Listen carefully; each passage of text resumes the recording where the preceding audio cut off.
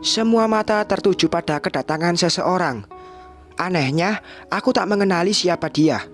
Sosok pria sekitar 65 tahunan, mengenakan kacamata dan membawa sebuah tongkat. Mungkin untuk menopang jalannya. Tante Windy hengkang dengan raut wajah heran. Pun dengan Om Idris. Mereka bukan kaget, tapi heran.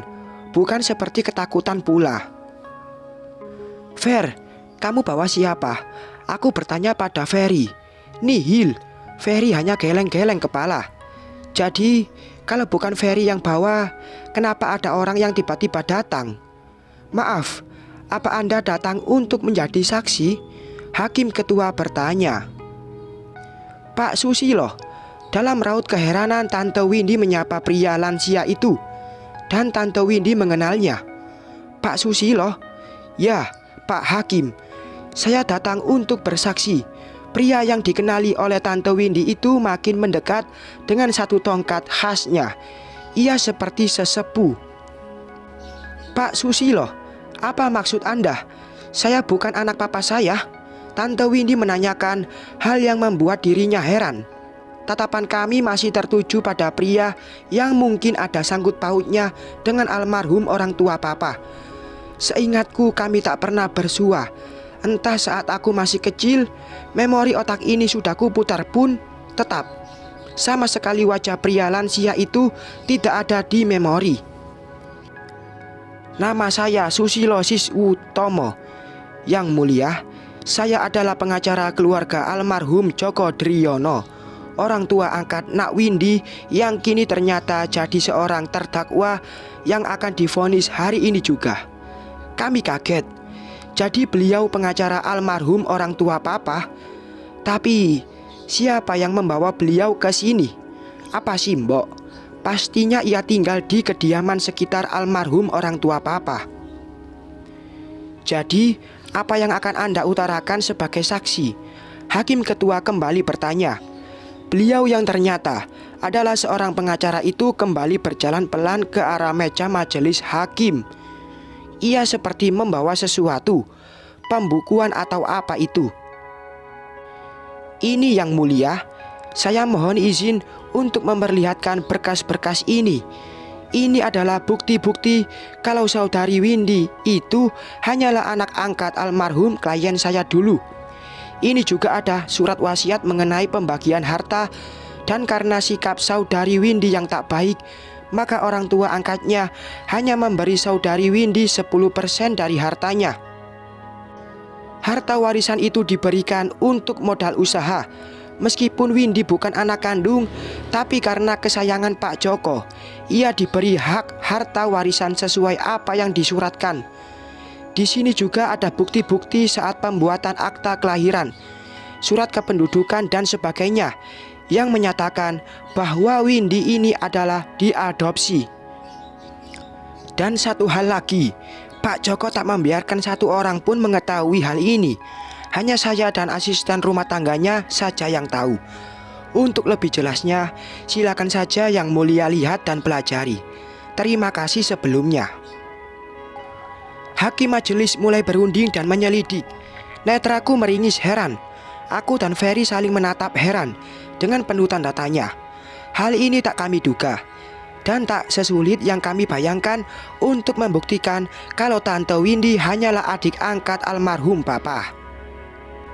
"Pak Susilo, Anda diberi uang untuk bersaksi, untuk jadi saksi palsu oleh Aurel dan Ferry." Tante Windy masih tak percaya. "Ya ampun, ini lebih dari ekspektasi aku dan Ferry. Nak Windy, maaf, saya sebenarnya tak harus memberitahu mengenai ini atas amanat almarhum orang tua Nak Windy. Tapi apa yang Nak Windy lakukan ini baru saya ketahui. Jadi maaf kalau saya hadir tanpa diinginkan." Pak Susilo menjawab pertanyaan Tante Windy dengan kalem, penuh keyakinan. "Mohon izin bertanya, Yang Mulia." "Maaf, Pak Susilo dari mana tahu perihal sidang ini?" Ferry angkat bicara. Beliau yang bernama Pak Susilo itu tersenyum manggut-manggut. "Diam kamu, kamu jangan sandiwara." Tante Windy menyerang. Pengacara yang dibawa Tante Windy pun hanya diam tak bicara apapun. Malah ia seakan kesal. Apa pengacara itu akan dibayar oleh janji bila Tante Windy berhasil dapatkan hartaku? Ya, mungkin seperti itu. Saya datang atas permintaan Simbok. Pak Susilo dengan yakin menunjuk ke arah pintu dari mana tadi ia datang. Serentak kami menoleh. Mbok, aku dan Ferry tak heran dengan Simbok, karena kami memang suruh orang untuk menyebutnya. Tapi aku dan Ferry juga tak tahu kalau Simbok punya rencana ini. Simbok berjalan makin mendekat. Nah Windy, saya tidak pernah menyangka kamu bisa menjadi orang jahat seperti ini. Dulu almarhum Pak Joko dan almarhum Bu Deti sangat menyayangimu, mendidikmu hingga kamu pun bisa menyelesaikan pendidikan yang tinggi. Tapi kenapa kamu menjadi seperti ini? Bahkan kamu juga tumbuh menjadi remaja yang sombong. Apa kamu terlalu dimanja? Pak Susilo mengutarakan hal yang membuat dirinya heran. Apa? Pak Susilo, Anda tidak bisa semena-mena. Saya ini anak sah dari papa saya. Mana mungkin kalau saya hanya seorang anak angkat. Jangan mengada-ngada. Tante Windy masih tak percaya. Wow, ini adalah ekspresi yang baru kulihat dari seorang Tante Windy. Pak Susilo dengan santai masih berdiri sambil memegangi tongkat dengan kedua tangannya. Saya tidak mengada-ngada. Kamu memang hanyalah anak angkat. Kamu ditemukan oleh Simbok di depan rumah karena Bu Deti saat itu memang mengidamkan sosok putri. Maka mereka memutuskan untuk mengadopsimu. Saat itu Bu Deti memang sudah divonis tak bisa lagi mengandung. Jadi Ayana Aurel adalah anak satu-satunya dari keluarga almarhum. Tante Windy, Om Idris dan semuanya makin kaget. Kecuali aku dan Ferry yang sudah tahu sejak awal. Simbok mendekat. Majelis hakim dan semua yang melihat seakan menyaksikan kejadian ini dengan penuh rasa penasaran. Non, maafin Simbok, Non. Satu lagi, Pak pengacara. Saya sebenarnya yang menyimpan Non Windy di teras depan dulu. Simbok mengutarakan hal itu. Jelas semuanya makin kaget. Apa maksudnya? Jadi, Simbok ibu Nak Windy? Tanya Pak Susilo terkaget-kaget. Namun Simbok menggelengkan kepalanya beberapa kali. Saya bukan ibu si Non, tapi saya tahu siapa orang tuanya. Saya hanya membantu menyimpan bayi, dan bayi itu adalah Non muda, Non Windy. Seperti tersambar petir di siang bolong, Tante Windy melongok kaget. Kedua bola matanya terbelalak kaget. Pun dengan Om Idris. Gak mungkin. Kenapa kalian berani sekali bohong padaku? Kenapa? Tante Windy histeris tak mau menerima kenyataan. Gak Non, Mbok gak bohong. Nama bapak Non itu Pak Nadimin. Nama ibu Non Bu Samsiah. Tapi si Mbok tak tahu mereka di mana. Sejak lahiran adik Non Windy, mereka mengadu nasib ke kota. Si Mbok menangis terharu. Diam kamu Ningsi, jaga bicaramu. Aku ini majikanmu. Tante Windy menatap Simbok nanar. Simbok meringis takut. Tenang. Pak Hakim baru menenangkan. Sepertinya majelis hakim pun terlena menyaksikan kesaksian semua ini. Maaf Yang Mulia, boleh saya bicara? Ferry meminta izin. Silahkan. Hakim ketua mempersilahkan. Terima kasih sebelumnya, Yang Mulia, ucap Ferry dengan hormat. Mbok, apa orang yang Mbok maksud itu adalah orang yang akan saya hadirkan sekarang? Simbok dan semuanya kaget. Apalagi Tante Windy. Om Idris terkekeh. Ini semua rencana kalian kan? Tak mungkin semuanya bisa kebetulan seperti ini. Tak mungkin. Yang Mulia Hakim Ketua, mereka bisa dihukum atas kesaksian palsu ini kan? Iya, ini semua pasti untuk memojokkan saya. Pengacara, ayo bicara. Tante Windy menyuruh pengacaranya ikut bicara untuk membela. Betul, Yang Mulia, kami tak bisa jadikan saksi palsu ini bukti. Kini lawyer Tante Windy yang bicara.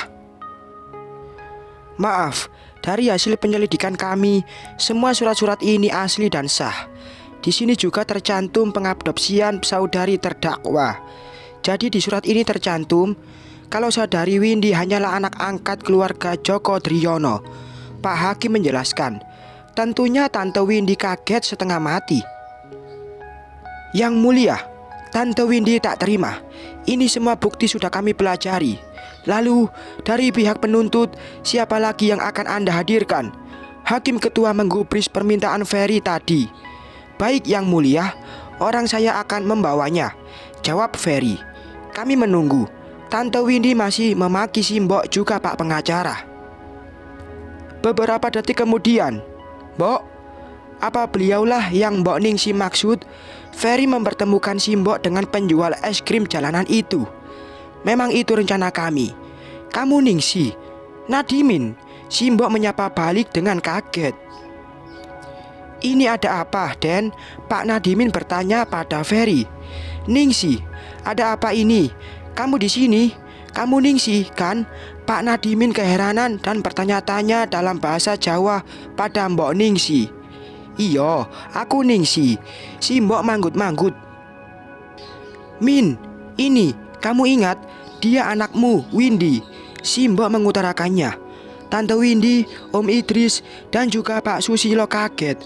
Jadi Mbok Ningsi ini sebenarnya tahu siapa orang tua kandung Windy. Pak Susilo makin kaget. Iyo, Pak Susilo, maafin Simbok. Ceritanya panjang. Netra Simbok sayup mulai berkaca-kaca. Ningsi, ini Windy anakku. Pak Nadimin terharu, tapi masih tak percaya. Iyo, lalu gimana anakmu yang bungsu? Istrimu? Mbok Ningsi lanjut bertanya. Istriku ada di rumah, sedang sakit. Anakku yang bungsu juga pergi meninggalkanku. Entah kemana. Pak Nadimin menangis. Baiklah, semua saksi diharap duduk. Kami akan lanjutkan persidangan dengan semua bukti-bukti yang ada. Hakim Ketua memutuskan kembali. Pak Hakim, ini tak adil. Ini pasti skenario mereka. Kamu juga siapa? Siapa kamu? Tante Windy menunjuk pria tua penjual es krim itu. Kasihan sekali. Hatiku tergores menyaksikan semua ini. Dengan keadaan tukang es krim itu yang sudah tua renta, pakai baju lusuh, kucel. Kasihan sekali. Ditunjuk-tunjuk pula oleh anaknya. Ia serasa terhina. Sidang pun masih berlangsung. Diakhiri pembacaan vonis hukuman dan keputusan soal tak adanya hak harta warisan orang tua papa untuk Tante Windy. Tidak, ini semua palsu. Tante Windy masih histeris, tak mau mempercayai apa yang telah disaksikan oleh beberapa orang. Bersambung.